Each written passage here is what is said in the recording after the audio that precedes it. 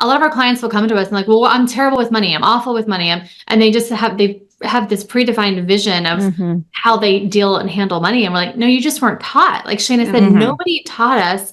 By the way, you have to learn how to manage your own finances. Oh, and when you get married, now you have to bring two people in the conversation and know how to manage all that. And it is a lot. And so if you can just learn at a young age how to be successful, I have a couple, they're about to get married next month, and he just got debt free during this whole 6-month journey. But I'm like, you have now laid an awesome foundation for the rest of your life, because it's not just something that you can learn in 6 months and be done. You're going to have all of this knowledge that we taught you for the rest of your life, for your kids' life, and maybe even your grandkids, right? Well, just imagine, and I don't know, Simone, if you ever were like this.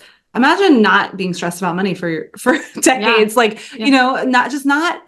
does not have to be a source of stress.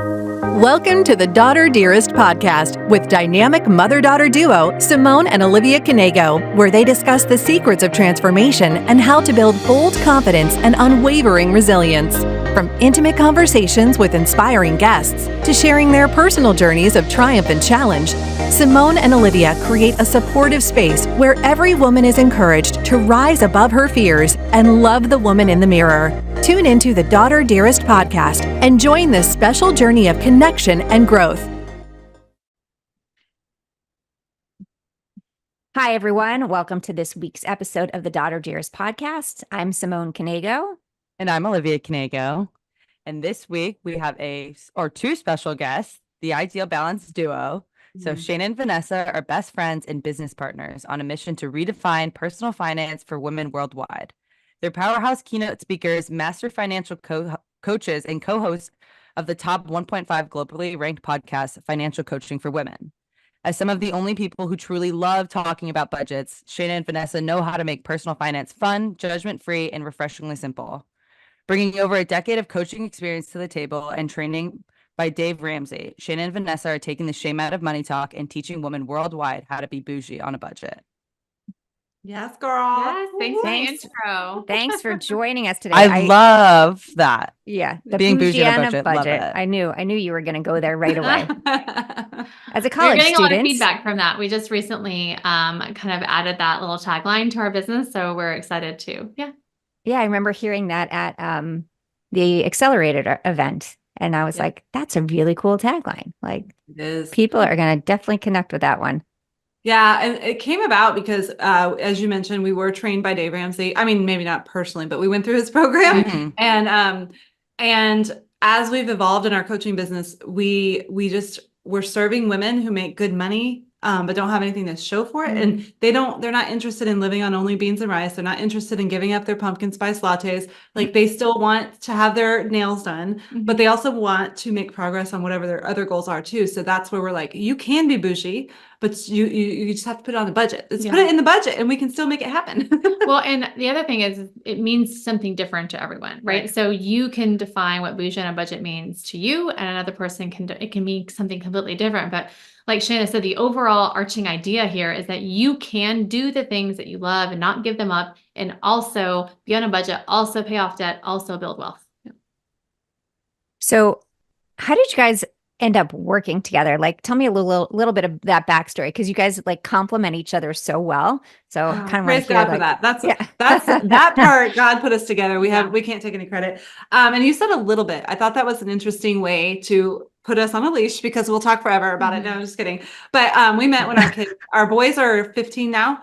They were 4 when they joined. They were in VPK, which is the class before you go into kindergarten, together, and at the Y. And then we were working out together while they were in class. And so we were stretching or whatever. And she's like, I just went to a new church. And I was like, oh, I just moved here. I need a new church. Let's go together. And I always like to think back. That was like when we met and first spoke to each other. And 2 weeks later at that church, we were leading a community group together. So that's kind of the intense level of our friendship. Yeah.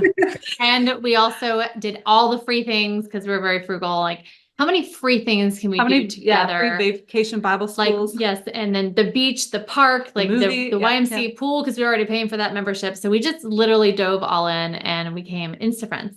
Yes. And then one day, apparently, I think, my memory is not the best. I picked up a book called Total Money Makeover. I'm guessing from a garage sale, thrift store somewhere. I read it, gave it to my husband.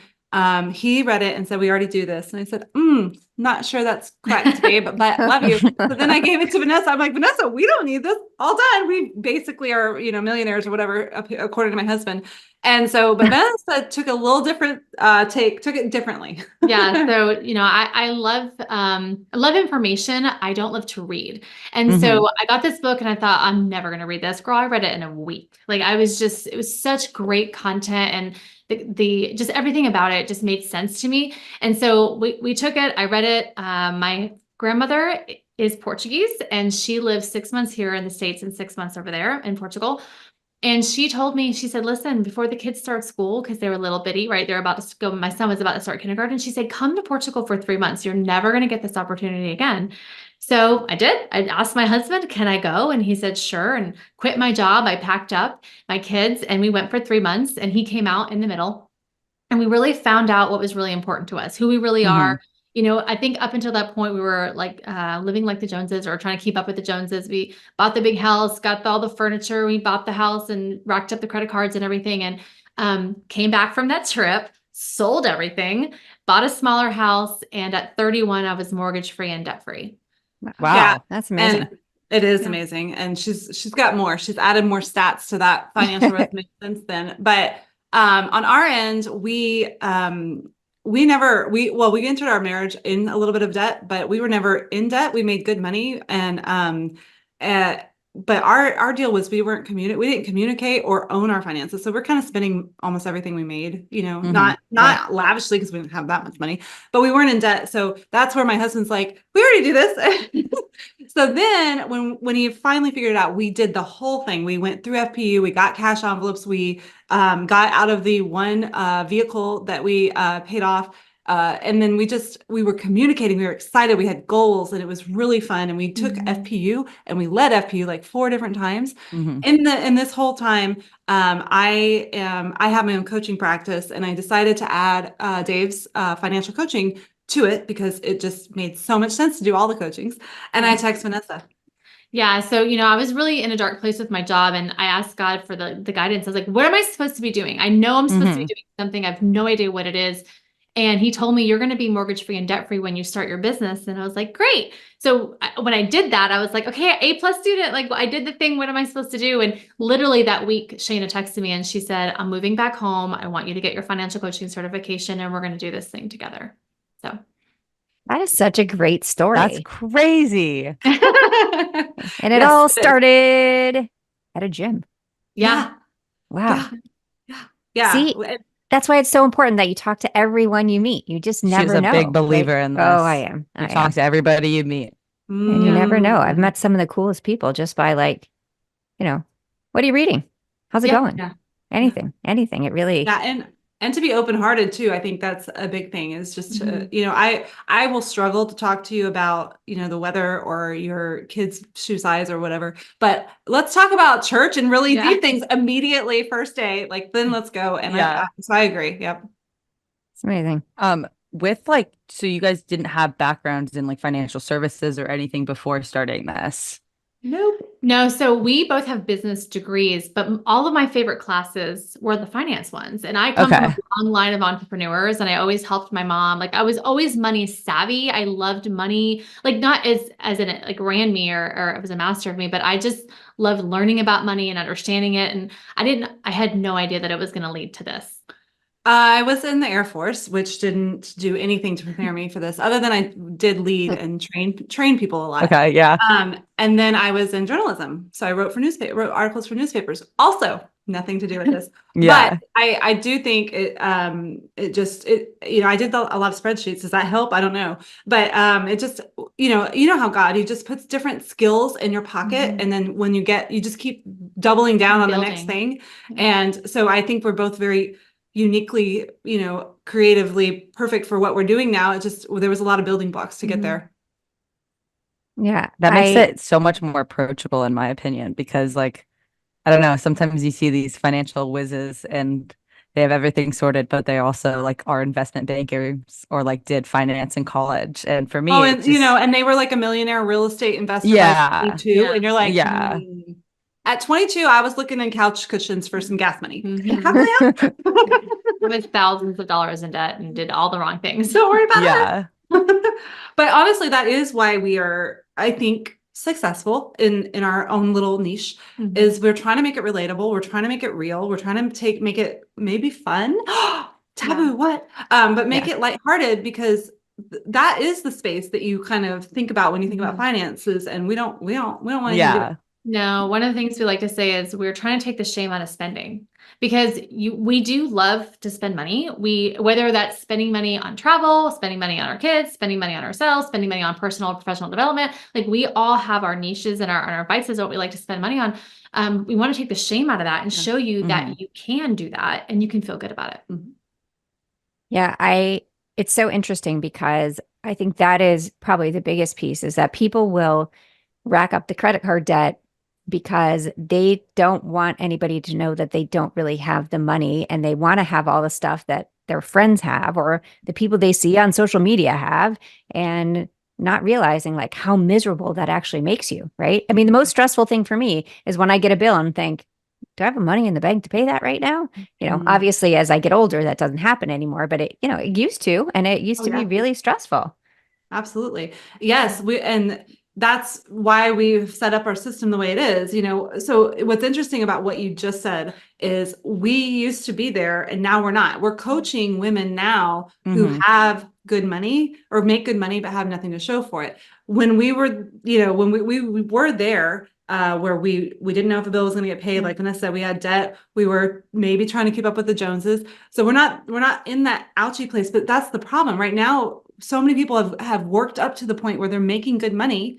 Great job. They're successful. We're very happy for you, but you have nothing to show for it, just like you were when you were 20, and we don't want that. We want you to be able to know everything's covered. And and be able to be generous is another, like recently one of my clients was able to know that she could cover, dinner for everybody. And not have to worry about it. And that's the kind of place you want to be when you're a grown up, right? You don't want to be like, can we split the bill 13 ways? I don't know. Yeah. It's really fun when we do our clients' budgets and we show them, like, you have all this money coming in. These are your bills, and you have like $1,000, $2,000 left over at the end of the month, and their mouths just drop, their eyes get all big, and they're like, but how? And it's just because we looked at the numbers. A lot of times they're keeping their head in their sand, like you said, that you have no idea what's going on with your money. And so, but if we just can look at it as a whole and make a plan for it, then some of it's going in savings, some of it's going towards debt, and you have all the money, allotted for spending. It feels really good. Well, and to your point, we have a specific bill system where it's completely always funded, and you never ever wonder if a bill is going to get paid or not. And as a mom, or no, as anybody, you're right. It's just like as a human, I don't need that stress in my brain. Yeah. I don't need to waste brain calories on, is the mortgage going to get paid? Boo hoo, that's not fun. But I wanted to say, Liv, I wanted to bring you in the conversation too, because our favorite thing truly don't worry, older women, we love you too, but we love to get people young, because you can get some of this stuff in place now. You're going to be a millionaire, and not that that's even necessarily your goal, but just by being financially savvy, you can just go so much further faster than we did when we figured it out in our 30s. Yeah, that's one of the funnest things I love to ask. We actually have parents who buy our program for people that are getting married, for graduation presents and things like that. Just because it is such a good foundation for them as they're starting their life. But I'm like, if you could be a millionaire, if somebody told you could be a millionaire by the time you were 40, would you believe it?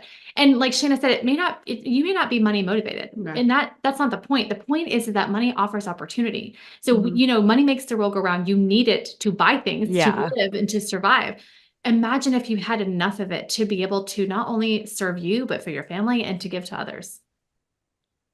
What do you think?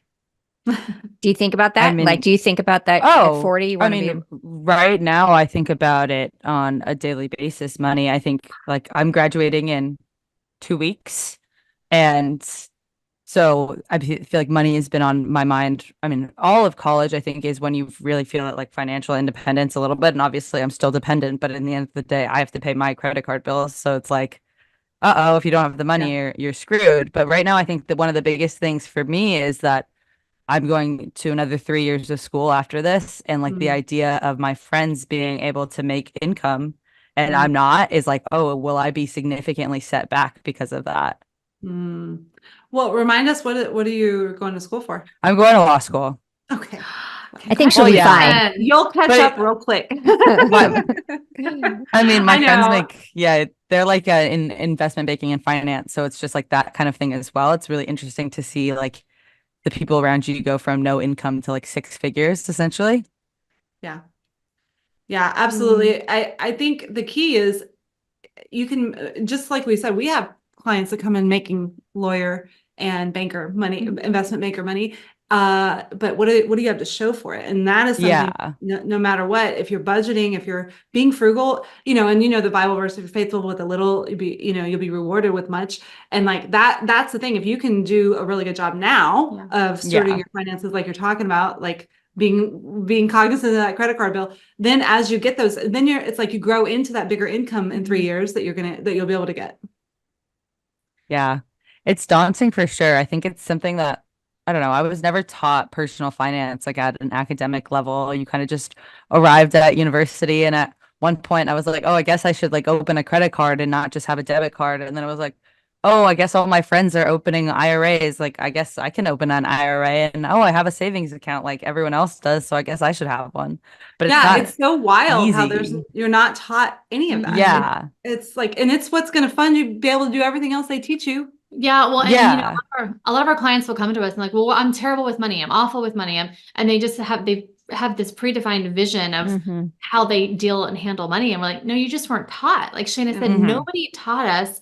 By the way, you have to learn how to manage your own finances. Oh, and when you get married, now you have to bring two people in the conversation and know how to manage all that. And it is a lot. And so if you can just learn at a young age how to be successful, I have a couple, they're about to get married next month, and he just got debt free during this whole 6-month journey. But I'm like, you have now laid an awesome foundation for the rest of your life, because it's not just something that you can learn in 6 months and be done. You're going to have all of this knowledge that we taught you for the rest of your life, for your kids' life, and maybe even your grandkids, right? Well, just imagine, and I don't know, Simone, if you ever were like this, imagine not being stressed about money for decades. Money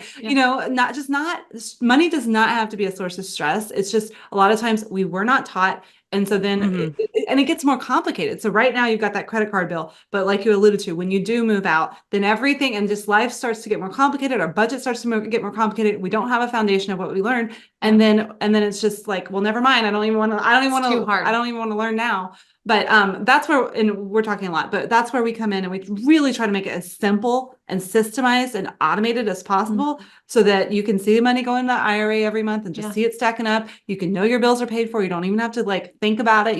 You're using your bank as your personal assistant, basically, that so that you can focus on, being a lawyer, all the things. Yeah. Can you talk a little bit about the difference between mindful and mindless spending? Because I feel like a lot of us do a lot of mindless spending, and it's that thing, like you're standing in the grocery aisle, right? And you're like, you grab something, you don't need it, but you grab it anyways. And then, or Target, for example. Oh my gosh, I go in to buy 2 things and I spend $250. Like, what happened? Yeah. Don't go into Target.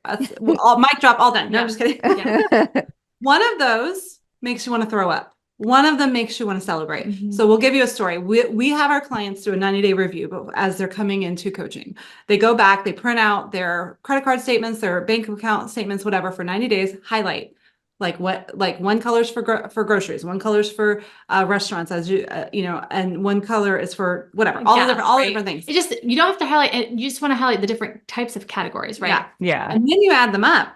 And that's where my client, I think she's found out they are a family of 4, 2 young girls. So not like 2 teenage boys, which would be different. 2 young girls. And they were spending, I think, $2,000 a month on eating out. And she said she wanted to throw up because she never looked at it that way. It was just mindless spending, as you said.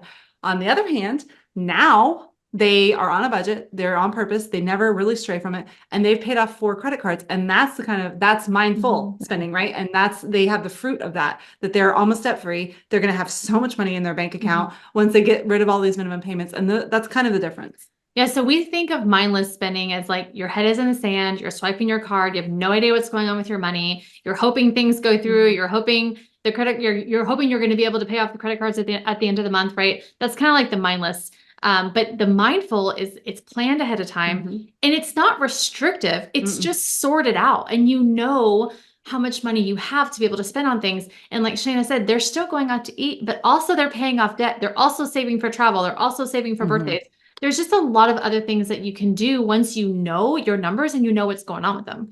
Yeah. And mindless spending really is so chaotic because you don't know, like you alluded to when you're younger, you said, I don't know if I have money for the bill. I hope it's going to work out. Right. A lot of people are like that versus the way we teach you is look at your budget. We're going to come up with all the numbers and then you have a bank account specifically for groceries and you know exactly what you have to spend on groceries. You have a bank account specifically for your personal spending. If you're at Target and you have $200 in that, then you try to put that other thing on the thing. You won't have $205. Right? So it just, it gives you an easy, and that's the other thing. It has to be easy because if I have to do math in the moment, I'm not going to do it. I'll just find a way to swipe a credit card or something. So if I can just look at my bank app and say, this is exactly how much I have, and I know all the time for everything, then I'm going to be much more mindful about it. Do you use a credit card? No, not at all. So how do you build your credit then without a credit card? What are you building credit for? I don't know, like life.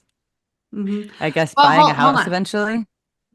Okay. So, but that when you said, I don't know, life, my next question before you said more a house was like, well, who told you had to build a credit? Yeah. So this is I did, I'm sure.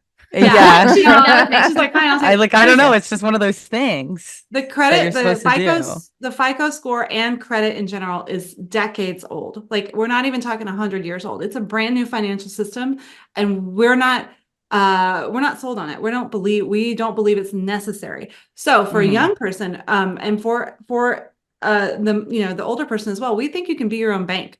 So for example, we have a person in our Facebook, we have a free Facebook group, and she said, the only credit card I'm keeping is the one in case of my cat or my dog or whatever. It's for a vet, in case there's a vet emergency. She has one credit card.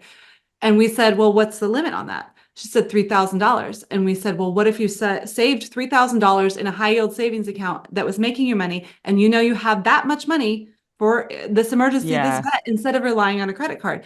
That's how you become your own bank. And it trades up. So right now, the first thing you would need credit for is a car, maybe, right? Buy a car and then save money. Don't pay interest. You save up for the car, you buy the car, and then you trade up and you save up money for whatever the next big thing, furniture or whatever it is that's coming up in your life, and become your own bank. Especially if you have that IRA, you already know that you can save money. You already know that you're good at doing that. You can put it in a high yield savings account and have your money making money instead of paying someone else to borrow their money. And there are other ways to get a mortgage. I've never just thought about it like that before because, I mean, I'm the kind of person that like I have it on automatic. I pay my bills off every single month because I don't like seeing that number too high. And I haven't had to take out loans for anything. So I really just am having a credit card for, well, the perks of it sometimes, and then just to have a credit card. Just like it's a really confusing thing, but it's just one of those things that's like, okay, I guess you're old enough, you should open a credit card. Well, it's just one of those things that we do because everyone else is doing, or they send it to us in the mail and we think that we should do it or we have to do it to get certain things. And I understand what you're saying about the perks, but one of the things that Shana was talking about was, right now, high yield savings accounts good ones are between 4 and like 5.5% interest. Okay. So you're never going to make 4 to 5.5% back on points on your credit card. So if you were to put this money in a bank account, you're making that percent back every month, right? It's accruing in interest. Yeah. And eventually you're going to have all that built up. Yeah. Right. So you're going to get these perks that you're having right now on these credit cards. You're going to be able to use the interest saved, and your money's going to be making money for you in your savings account, and you have all that cash back in your pocket. So not only have you become your own bank, like Shana said, by having that $3,000 in the bank for that pet emergency, but now you're making money on your own money by it sitting there. Yeah. And just quickly, there are the 1 to 5% who can manage a credit card and don't ever end up regretting things. Most of the people are not that. And the credit card companies are actively trying to make you not be one of those people, right? On purpose, they are trying to get you to be lifelong customers. Let's put it that way. And we just don't, we have so many people that come to us, well, we paid them off once and then we accidentally racked them back up or whatever. We just don't want that for you. We want you to be in charge, be planning and telling and being a boss of where your money is going, not being subservient to someone asking when. I don't like to ask permission for anything. Like, it's really not my thing. And so I don't want to ask permission to borrow money or when do I have to pay you back or whatever. So we just like you to be in control of your own money. I see That's it. so interesting. Yeah. I mean, I was always raised that, you got to get your credit. Now, again, I don't know how long it would have taken me to save up enough money to actually buy a house cash. I don't know if we could have, because we still haven't paid off our house now. So, well, that's probably the only one, right? That people think they need credit for, but there's also other ways to be able to get a mortgage. There's something called manual underwriting that's actually how you used to buy a house before the FICO score was even a thing. So there are banks that do manual underwriting. And what that is they're just verifying your utility bills. They're verifying how you are as a customer paying on your normal bills every month. And they're also going to check your job to make sure that you have a steady job, steady income, things like that. I think they go back 2 years on that, but we're not saying that we don't want you. I mean, I know Dave would say pay cash for a house. We get that. Yeah. Sometimes that's unrealistic. We get it. But there are other ways to get a mortgage instead of looking at your credit score. And I just want to say really quick, because this is the thing, something I'm very passionate about. I love how you said I was raised to, and we were all told, get a credit score, get it going young, blah, blah. I was. Ask your mom if that was the case for her, because I guarantee it wasn't. Oh, ask your grandma if that was the case for her, because it wasn't. That's it's so a brand new thing. Yeah. It's a brand new thing. Yeah. Just like when we get to it later, my mom raised me on Hamburger Helper. There won't no Hamburger Helper, the generation before, and we're all so sick now because of the fake food that we're getting and all this, right? It's the same with all, just because somebody's saying it's the right thing to do, we're going to question that. Yeah. That's really, really fair. Yeah, I appreciate that, because it is interesting when you look at it. Yeah, I mean, when I was in college, I didn't know anything about credit scores. It really wasn't until when we applied to get our first house, I was like, I don't even know what my first credit card was, right? I mean, I don't know. I don't even remember. So it wasn't such a big deal back then, but it just seems like it is now. And maybe that's just because we've made it be a big deal and it doesn't need to be a big deal. Well, that's what I was going to say. They have made it a big deal. Like their marketing budget every year is millions and millions of dollars to get us to come. Like they are not hurting for money. Okay. On purpose. Their budget for this is more than we'll make in a lifetime. No, I mean, definitely credit cards don't want you to pay off the bill. They want you to leave it linger. So you pay the 20% interest rates and, which is crazy. And I can see how people just. Be your own bank. Yeah. Yeah. It's our goal for you. I like that. So what advice, so between Olivia and I, obviously we're at very different points in our life. Little. So just a little. So I'm 52, she's 21. Nice. And, I definitely have pretty much financial freedom. So like when you look at someone her age versus my age, where do you start? What's the difference in how you start?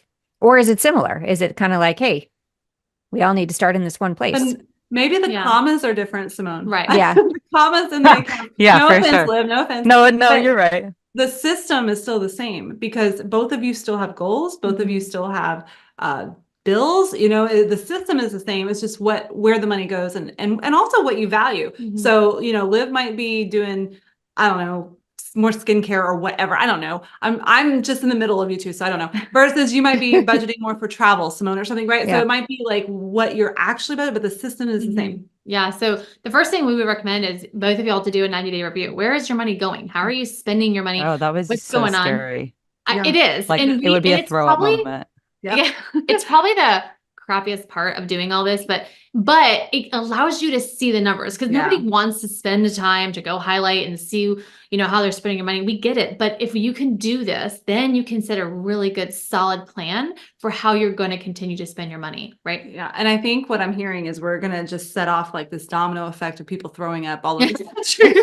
Yeah, like a little bit. When they look at it. But, it's just one of those things. And as a, going to law school, you know this, like, just own it. Just face the music. That will be the moment you rip the Band-Aid off. It's all done because you're very smart and you're moving forward. And so that 90-day review is, some people want to stay stuck there. They want to be mad at themselves. No, we ain't got time for that. That's great. That's what was. That's the past. But now you're doing a good job. You're putting your money to work now, right? And that's really what it is. I think I mentioned this before. The bank account is your personal assistant, right? So we are going to set your system up to where your income comes in, and it's into your bills account where all the bills and debts are being paid automatically. Hello, ain't got time to do manual bill payments. No. And then whatever you've budgeted, which you can use, we have a free one-page budget template to figure it out. That is all being transferred automatically to the different accounts for whatever you spend. And then you just are able to, spend and save. And then your budget's happening automatically. You always know exactly what's going on with just a glance. You don't have to do mental math in the grocery store line. Nobody wants to do that. And it's amazing. Yeah. So one of the things we recommend is that you open, like Shana alluded to before, is a couple of different checking accounts. Okay. And so the one checking account, your main one, probably the one you use now, is all the money is going to come into that. And all of your bills and your debt payments are going to be paid out of that main checking account. Okay. And then from doing your 90-day review, now you're going to be able to know, how much do I want to spend on groceries? How much do I want to spend on gas? Because when you do the 90-day review, it allows for two things. It is, what am I doing? And now you get to ask the question, what do I want to do? Okay. So now you're going to go through and you're going to go, okay, I'm going to open up a checking account for gas and groceries. And you're going to get a debit card for that. And you're going to label it maybe with a vinyl sticker or Sharpie, right? And then you're going to have another debit card, another checking account. And you're going to get a debit card for that. And that's going to be your personal spending account. And that's the Targets, the Starbucks, whatever, like that's your fun stuff, right? And then, we have some that want another checking account strictly for restaurants because they want to know how much are they spending on literally going out to eat, especially with families and stuff. But the amount of checking accounts you have is up to you. We recommend, opening up a couple and having debit cards and label them because when your money is organized, and some people say that's too much work. It's actually not. It's so easy. It's so organized. Once you know exactly what debit cards to use for what kind of purchase, and you'll, like Shana said, it's bank account balancing. You open up your bank account app. You see exactly what's in your gas and groceries account. You know exactly how much you spent. You see what's in your restaurant account. You know what your budget is. Yeah. And if you have money left over, this is the key. So this is where it might really differentiate for the moment, Liv. No worries. You're going to be so rich, so great. It's going to be great. But then if there's anything left over, that's when we move into savings buckets. And savings buckets are things like travel. Planning ahead for Christmas. Guess what? It comes the same time every year. And we're all like, oh no, what am I going to do? Things like annual bills, just different things that you want to save for. Those are going to be over there. And what Vanessa said, what we're saying sounds complicated, but what we know is personal finance is so much more complicated. We were just talking about grandma, like when grandma just put money in the mattress or the jar or whatever, and nobody in the walls. Look at your bank account right now, girl. Oh my gosh, it's so complicated. We were thinking lately. Remember how we were all so cool and we cut cable? Remember, we're like, oh yeah, we don't cable. That's one bill. We took one bill and went ahead and made 15 out of it. Right now we've got Netflix and Peacock or whatever, all the different things. So your finances are already complicated. We're trying to make that not messy. It's not. It used to be like a couple bills, and now we've just got all of these different things. It's already complicated. So we're just taking it out, organizing it. Like if you can imagine it being like in a planner, or that's what we're doing. Dave Ramsey talks about cash envelope system, which a lot of people love so much. But so we're talking about like a digital envelope system. Yeah. Where you know exactly what is set aside for what. So, go ahead. Would you do, when it comes to savings accounts, do you do a separate savings account for each kind of goal you have? Would you do a separate one for travel, a separate one for just saving in general, a separate one for, I don't know, the kid's wedding, whatever? Do you separate them out so that you don't ever mess that up? Or do you just do one big savings? Yeah. So we've tried to do the one savings and then you get a spreadsheet and you're accounting for it that way. No, that's too hard. No thanks. the idea here is to find a bank that's going to let you do what you want to do, because when you go to a bank, you're hiring them to do a job. So find one that will allow you to open multiple accounts, and they are there. Trust me, we've been doing this for 5 years. There are plenty of banks that let you do it. So open multiple savings accounts and checking accounts and label them. The best part about that is that you get to name them and change the names. So if you just have like a short-term goal, like a wedding that you're saving for, label that one wedding. If after the wedding it's grandkids, then you rename that one grandkids or whatever, right? We want you to have separate checking accounts and separate savings accounts for your goals. And the cool thing, when we talk about bank account balancing, we teach you to fund how to fund these every paycheck automatically. And so when you look at your thing and you see, trip to Greece growing, or you see daughter's wedding fund growing, or you see whatever, you see it and you're like, ooh, that's fancy. Yeah. Oh, that's so nice. And that's why you want to separate them, because you don't want to have to do math in the moment. But also some things will be like, honestly, less fun, like vehicle maintenance. But when you're saving aside for vehicle maintenance, then when you're at, the place in which I can't think of a name where you do that because my husband does it, but when you're there, then you can transfer the money because you know exactly it's in that digital envelope, you know exactly where to put it, and you can transfer it, and then you're done. Yeah. It really does make it simple. So, to kind of put the whole thing to play, my husband gets paid every Wednesday. Thursday morning, all my transfers happen automatically. I didn't do anything. It's all done out, right? I set those up. And then my gas and groceries account is funded. My personal pocket money account is funded. My vehicle maintenance, my travel, my kids' education, like all the money just goes and it does its thing. And then like Shana said, if I need an oil change, I pull up my bank account. I ask the guy, how much was my oil change? I transfer it from vehicle maintenance into my checking account and I swipe my card. And like, all done. It's that simple. Yeah. Do you recommend savings accounts that are, because a lot of the local banks don't have the high interest rates. So do you recommend putting everything in one bank, or do you kind of spread things out depending on where you can get best interest rates? We recommend one bank for the most part, but you're going to be your own bank. So if your emergency fund is going to be parked possibly at a different bank, and we have several that we could recommend, but that have a high yield savings. Yeah. And that's twofold. One, that money needs to be making you money because it's going to be a larger chunk. And the other thing is sometimes we want that emergency fund to be a little harder to get to. Just, know thyself. Reduce temptation. Yeah. And so it can live at a different bank, but the rest of them, you do want them to be in the same bank. That way, like Vanessa said, when I'm at the oil change place, I can just pay for it. And I'm not waiting for it to come from magical fairy different bank places. That makes sense. But yeah, but here's something, and this is why we're trying to teach women to take ownership of their finances. Like you are a savvy financial guru, boss lady, or whatever the right words are, because you want to be in charge of your money. You want to be, you want to shop around for a bank. Like Vanessa said, they work for you. So walk in there like CFO of your life and be like, what you got for me? And we have found there's lots of places, like some of the banks put it, what is the one that does it? Is it Ally or Capital One that has the bucket savings? Ally. So Ally is so good like that. Yeah. Yep. You can keep it in one account, so it's making the most interest, and they divide it into the buckets for you, which is pretty cool. So there's different banks like that can, you're the financial CFO, you're awesome, you're amazing. So shop around, make sure you get a bank that's worth your business. Awesome. Man, I have so much to think about right now. I'm like about to organize. Well, we're glad that we get to talk to you, because not only are you awesome and receptive, because a lot of times people are not, but you're going to be making a lot of money, and you're going to know exactly how to make it all from the word go, be able to have something to show for it. And you'll surpass us someday. Like that, we always love teaching young people, because we're like, we want you to be richer than your parents and richer than us, right? It's just fun to know that they have time on their side. Yeah. So what do you see, obviously, when you talk about relationships and money? Stressful, right? When money is stressful, then the relationship becomes stressful. What are the biggest challenges you see in relationships and money? It's funny that you said that, because I'm going to let her open, but it's not when money is stressful. Really, it's always the money. Really, it doesn't matter if we have clients that make $250,000, $500,000 a year. Their marriage is still stressed because they don't have a plan. They're not communicating. Or you can have people that are living paycheck to paycheck, really, and they still have the same problems. a lot of times they're coming from two completely different backgrounds with money, right? So either their parents had a lot of money and they didn't think about it, so they just spent it all, and their parents gave them, basically everything they wanted, or they didn't have any money growing up. So when they have money, they either save it or they spend it all because they never had that option before. And then they get married, because usually opposites attract, right? So it's like they get married and now they're having to deal with learning how to manage.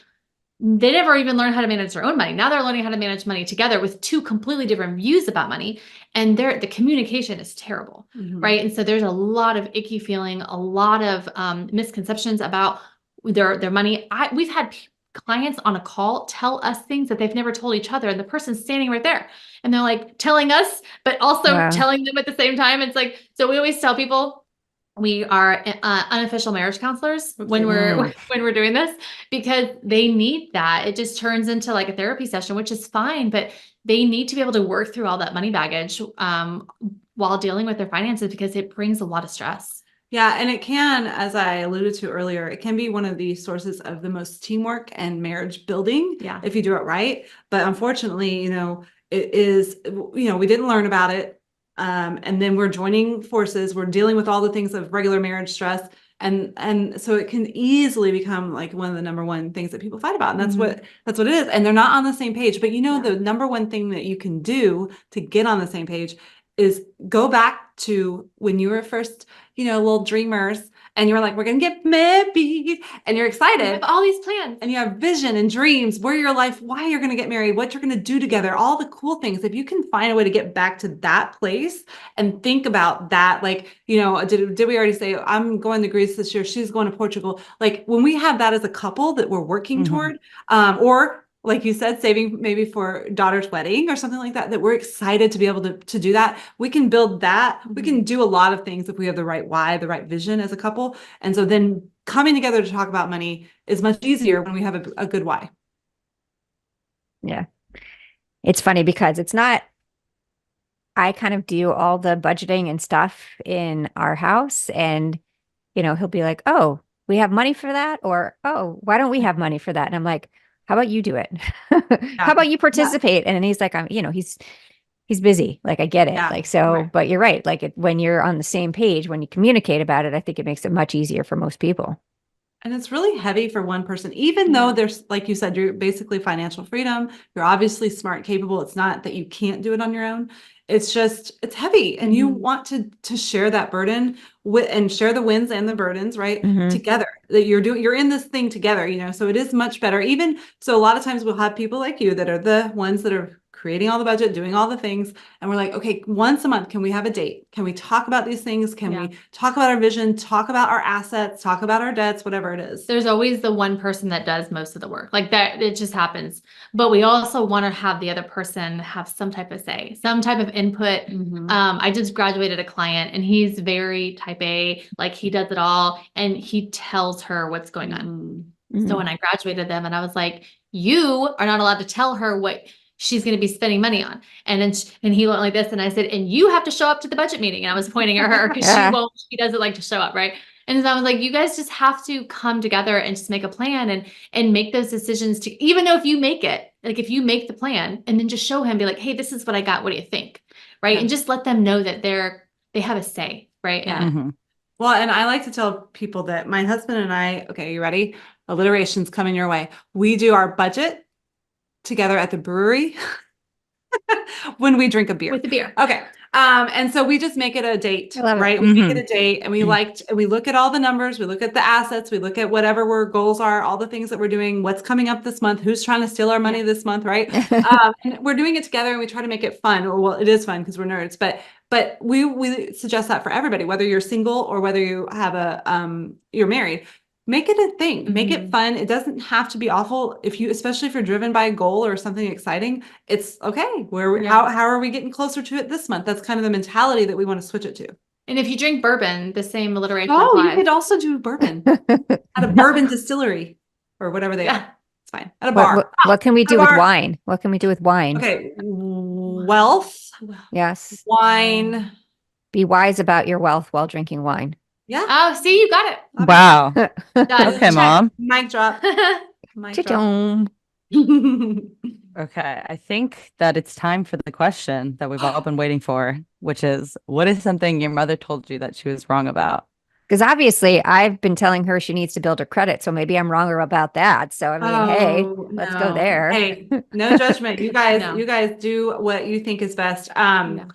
I think my mom gave me the advice based on her background and what happened to her in her life, which was very, true for her, but it was to be very financially independent and be an independent woman. And it took me a long time to unlearn that and to be able to communicate correctly with my husband about finances and to want to team up and to be willing to become a stay-at-home mom and be underneath, his financial provision or whatever you want to call it. And that has been such a happy place for us. But it took me a long time to get there. And I understand why she did it for what she went through in her life. But I just wish I would have had both points of view, maybe. And then I could have navigated it better. But that's just what we're going to say about that. I think that's a good one. Yeah, that's really good. For my mom, she was one for surface conversations. So she never went deep. I think something that she did wrong was never have good, deep conversations with me. It was really hard. My dad was my level-headed one, but he was always working. And so, I look back and I just remember just not having a really open relationship with my mom when I was younger, just because everything was very surface level. If I asked her for advice, it was very like short and sweet and to the point. And it was like, moving on. Everything was swept under the rug. And so, I wish looking back that she had taken the time to dive deeper and do maybe not life coaching with me, but like just understand my why and, where my questions were stemming from to give better answers. I don't think I sweep anything under the rug. I think that it's all on top of the rug, and I'm like constantly giving her advice. Maybe around the rug, on the floor. Yeah, like, wherever it is. Sweep something under the rug, Mom. No. Yeah. Yeah, no. I kind of like talking about all of it. I feel like it makes for a stronger relationship with all of my kids the more we talk about not just our wins, but our failures, all those things that make us who we are. Yeah, and as a mom, it's hard. It's uncomfortable, which is probably why our moms didn't do it. Yeah. But it's uncomfortable, some of those conversations. But we talk about all the time, like, as long as they're willing, we're here to listen. And we're so like, just say real quick, I text my daughter, I was at the beach and I was doing my weekly planning. I said, hey, do you want to watch a movie with me? And she's 12, right? She's 12. So supposedly this is a hard age. I haven't seen it yet. She said, yes. Wait till 16. Exclamation point, exclamation point, exclamation point, exclamation. I was like, oh, I'm so happy. So yeah, we just want to always keep those open conversations. Yeah, absolutely. Okay, Liv, it is time for the calendar. Let's see what we got today. Drum roll. Bring it on. You're not a person, you're a phenomenon. And all it takes to unleash this phenomenon is for you to stand for possibility in the face of cynicism, to be adventurous in the presence of fear, to be accepting or forgiving or loving when presented with anger or resentment, to be compassionate when every bone in your body screams to defend itself. I love it. I don't know if it's exactly related to today, but but it's good life advice. That was a lot. I think we need to dissect it. I know, right? I think it was good because I think you can take it and you can either conform and stay in the path that others kind of want you to, or you can break away from that. And I think our system, our way of doing things is a little different. And I think it does pertain a little bit. Yeah, I think it is about breaking away, right? It's about figuring out what works for you. And not putting your head under a rock and saying, oh, it's just never going to happen. I love what you guys do. And Olivia and I are going to definitely do some more research. She might want to do the program because I think that it is going to be really beneficial, especially when you're starting out and you haven't dug the hole yet, right? I think a lot of times it's so nice to know about it before you're like, oh, wait, I don't even have to go there because I'm so well prepared. So yeah, absolutely. I call all my young clients fresh meat. Oh, I love it. Because I'm like, if I can just get you while you're still fresh and before you've been tempted, right? Yeah. I just love it so much. Yeah, absolutely. So tell our listeners where they can find you. You can find us over at Financial Coaching for Women. And I think we kind of alluded to it, but we really are trying to change the narrative here, or maybe not change, but just create our own, where we're talking, we're having fun. It's friendly. It's talking about money over coffee kind of deal, versus some of the other voices in the financial space can be a little more intimidating or scary or whatever. So we're trying not to do that. So financial coaching for women is number one for sure. Come check us out. Yeah, that's our podcast. And then on social everywhere, you can find us at My Budget Besties. And then real quick for your listeners, one thing that we did is we've coached thousands of people at this point, thousands and millions of budgets. So can't even add them up, right? And every session we send a recap and we say, this is your homework, what you need to do before our next session. And we went through and looked at all of our recaps and said, what are the things that are repeating that we can take out and put into a guide. So we put those into a guide. It's called 49 Smart Money Moves. And it's just little things that you can do to tweak and add and put into your financial system, however you're running it, to just be able to make it better and get quick wins, right? And that's the big thing. Quick wins, like just real quick, this is what you can do. And then you can kind of work through it at your own pace. And that's at budgetbesties.com/smart money. I love that. Thank you. So everything's going to be in the show notes. So take a look there. There'll be links, and just thank you guys so much for joining us today. Yes, this was awesome. I learned a ton. I mean, we have these preconceived notions. Oh, we already know that. No, we didn't know that. And she's like, okay, what can I do differently now? Yeah, and I'm really this is good. Now she's going to go look at her credit card bill and say, yeah, I know. Oh my gosh, how much did I spend on that bar last month? Oopsies. So, yeah. That happens. No, this was such good conversation. Thanks for having us. Yeah, you guys are so fun. It's so cool to be able to talk to you and have our daughters are not quite 21, 14 and 12. So it's really cool to see the dynamic that you have, and it's such an inspiration. It is. I love it. Oh, thank you. Thank you. So thanks everyone for joining us on this week's episode of the Daughter Dearest podcast, and we will see you next time. Have a great week. Bye guys. Thank you for listening to the Daughter Dearest podcast with Simone and Olivia Canego. We hope this episode has made your day just a little bit brighter and given you the inspiration you need to confidently go about your week. Always remember to be authentically you. Don't forget to like and subscribe so you never miss an episode. And feel free to connect with them on Instagram at Daughter Dearest Podcast, at Simone Canego, and at Olivia Canego. Till next time.